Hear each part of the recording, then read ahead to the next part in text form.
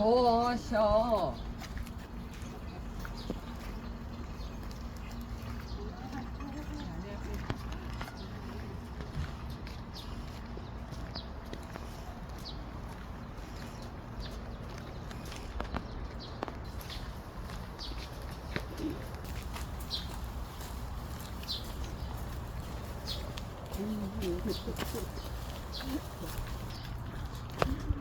அஸ்ஸலாமு அலைக்கும் வரஹ்மத்துல்லாஹி வபரகாத்துஹ். இன்று தேதி 27 சனிக்கிழமை.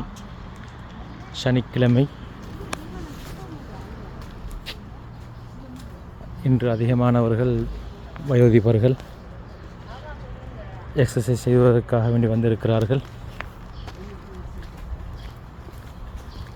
தற்பொழுது நேரம் 6:17.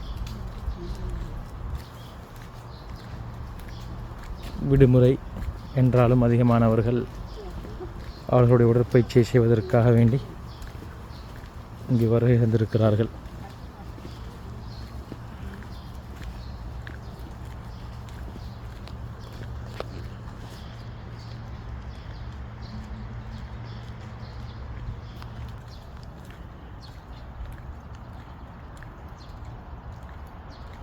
இன்று அதிகமான நோய்களுக்கான மெயின் காரணம் கட்டுப்பாடற்ற உணவு, அதே போன்று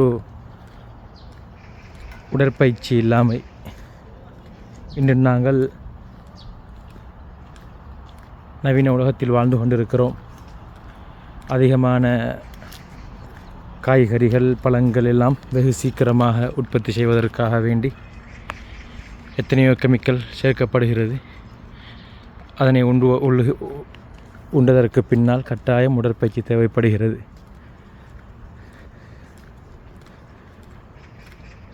இன்று நாங்கள் எங்களுடைய ஆரோக்கியத்தில் கவனம் செலுத்துவது மிகவும் குறைவு. இரவு நேரத்தில் லேட்டாக சாப்பிட்டு விட்டு தூங்குவதன் காரணமாக அதிகமான நோய். இவர்களை பொறுத்த மட்டிலும் காலை நேரத்திலே இரவு நேர சாப்பாட்டை நேரத்தோடு சாப்பிட்டு விடுவார்கள். 6 மணி 7 மணிக்கு இடைப்பட்ட நேரத்தில் சாப்பிட்டதற்கு பின்னால் அதற்கு பின்னால் பசி எடுத்தால் ஒரு பாலை குடித்ததற்கு பின்னால் தூங்கி விடுவார்கள். திரும்ப நேர காலத்தோடு எழும்பி விடுவார்கள். காலை உணவு நேரத்தோடு, அதே மாதிரி பகல் நேர உணவு பொதுவாக 12 மணி 1 மணி அல்லது 12:30 1:30. இவ்வாறு அவர்களுடைய சாப்பாடு நேரத்தையும், சாப்பாடும் அதே மாதிரி சோறு கொஞ்சமாக சாப்பிடுவார்கள். கறிகள் கூடுதலாக எடுப்பார்கள். அதிலும் பச்சை மரக்கறி அதிகமாக சாப்பிடுவார்கள். அதே போன்று மசாலா பயன்படுத்துவது மிகவும் குறைவு. ஒவ்வொரு சாப்பாட்டையும் அவர்கள் கூடுதலாக சூப்பாக செய்வார்கள்.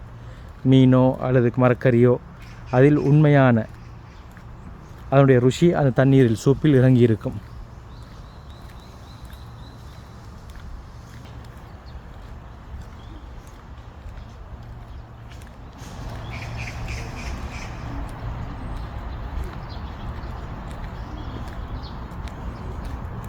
இவரை தொடர்ச்சியாக நீங்கள் பார்த்திருப்பீர்கள். நான் போட்ட வீடியோக்களிலே இவர் தொடர்ச்சியாக வரக்கூடியவர்.